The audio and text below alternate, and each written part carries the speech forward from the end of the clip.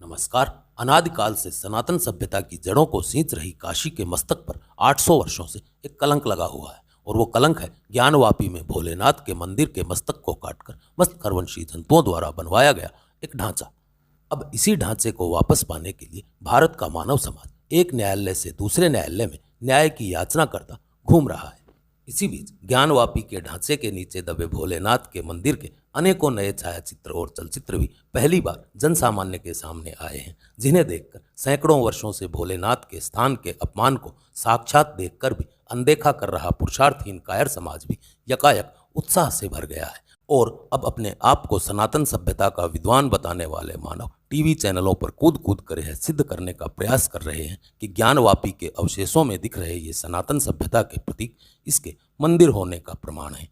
इसी का एक उदाहरण हम आज इस चर्चा में देखेंगे, जिसमें कुछ मानव विद्वान मिलकर एक लंपट मस्तकरवंशी विद्वान को यह समझाने के लिए अपने पीछे तक का पूरा जोर लगा रहे हैं कि ज्ञानवापी के ढांचे के नीचे दबे अवशेषों से मिले प्रतीक इसे मंदिर सिद्ध करते हैं। और मस्तकरवंशी विद्वान खाजी खान भी अकेला ही चौड़ा होकर पूरे आत्मविश्वास से इन सभी मानवों का दृढ़ता से सामना कर रहा है, क्योंकि अपने गाजी मस्तकरवंशी पूर्वजों के पुरुषार्थ के प्रतीक ज्ञानवापी ढांचे के सम्मान की रक्षा कर रहा खाजी खान यह जानता है कि मलमूत्र में लिपटे पड़े महादेव के साक्षात दर्शन करके भी अपने अपने घरों में दुबके बैठे इस मानव समाज ने एक मस्तकरवंशी से आंख उठाकर बात करने का साहस भी अभी अभी 4-5 वर्ष पहले ही जुटाना प्रारंभ किया है। पर यह कहा जा रहा है कि पहले से यहां पर थी मस्जिद और ये दीन इलाही चलाया गया था जो सभी धर्मों को लेकर चलता था, इसलिए यहां पर यह सब दिखाई दे रहा है। लेकिन ये देख लीजिए क्या है, ये क्या है, ये क्या कमल नहीं है? इसमें किसी को डाउट है क्या? कमल क्या है?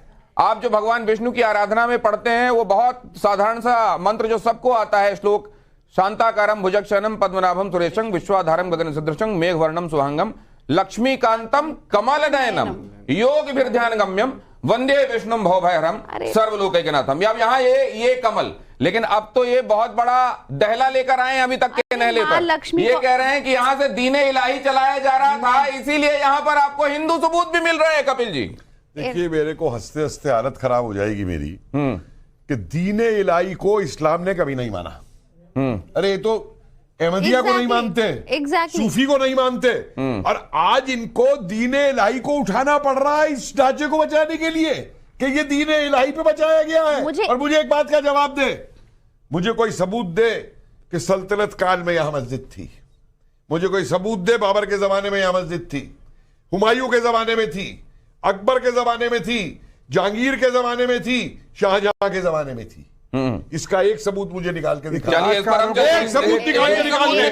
अरे छोड़िए खान साहब, आप इतिहासकार नहीं, आपका इरफान हबीब ये कहता है, आपका इरफान हबीब ये कहता है, हिंदू इतिहासकार आपका इरफान हबीब ये कहता है।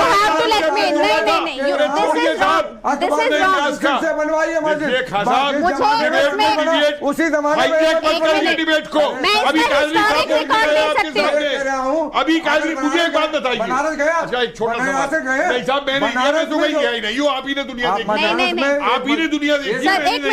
एक मिनट मेरी एक बात सुनिए, मुझे एक चीज, मुझे इसमें ऐड करनी नहीं साहब, कादरी साहब अभी थे यहाँ पे हैदराबाद वाले, उन्होंने एक बात कही कि जहां पे ये प्रतीक है और जिन प्रतीकों को इस्लाम नहीं मानता है वो मस्जिद नहीं हो सकती। मेरे घर अगर रखी है गीता और वेद तो आपका घर हो जाएगा। क्या मत दीजिएगा, मौलाना आपको फतवा जाहिर करवाएंगे, आपकी टाइम नहीं आएगा, उससे पहले आपके सब कुछ हो जाएगा। आप बता तमाम होता है, इतिहासकार अरे साहब तमाम होता है। बताइए कि हिंदुस्तान में हमारे हिंदू बुजुर्गों ने कौन सी बिल्डिंग बनाई, बताइए इतिहासकार। अगर आपने एक बिल्डिंग बताइए, कौन सी बिल्डिंग बनाई है?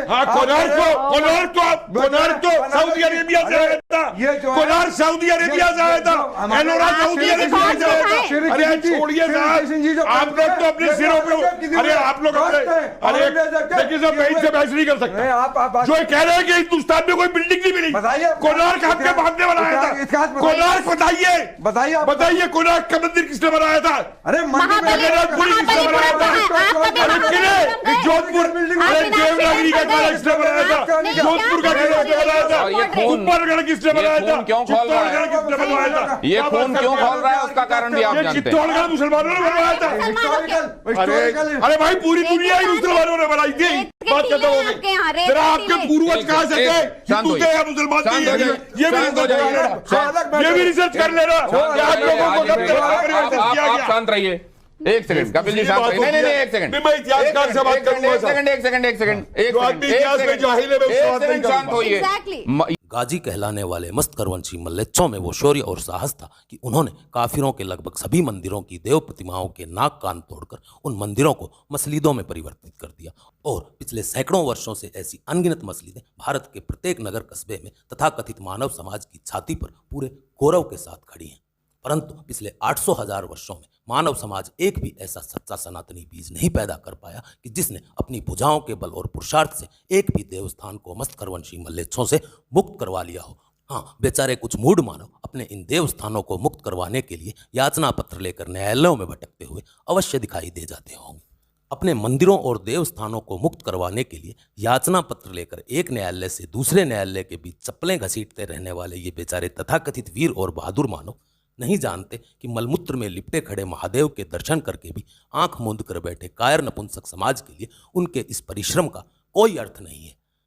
800 वर्षों से अपनी नपुंसकता का साक्षात प्रमाण प्रस्तुत कर रहे भारत के तथाकथित मानव समाज को भोले के स्थान के बनने या न बनने से कोई अंतर नहीं पड़ने वाला, क्योंकि सदैव ही मस्तकरवंशी मल्लेच्छों से भयभीत रहने वाले कायर मानव अपनी बेटियों के बलात्कारियों से लड़ने से बचने के लिए तुरंत मंदिरों और सनातन व्यवस्था को ही गालियां देने लगते हैं। अपने आप को सेक्युलर और निरपेक्ष बताकर धर्म युद्ध से बचकर भाग जाने वाले कायरों से भरे पड़े इस मानव समाज में यदि कोई अभिमन्यु गलती से जन्म ले भी लेता है तो ये सब स्वधर्मद्रोही नपुंसक मिलकर उसे चक्रव्यूह में फंसा देते हैं। और फिर चक्रव्यूह में फंसे अभिमन्यु का क्या होता है ये हम सब भली भांति जानते हैं। इसलिए कहा जा सकता है कि धर्म के विरुद्ध खड़े अपनों के रक्त से इस युद्ध भूमि को रंजित किए बिना इस महाभारत को जीतना असंभव है। बम बम।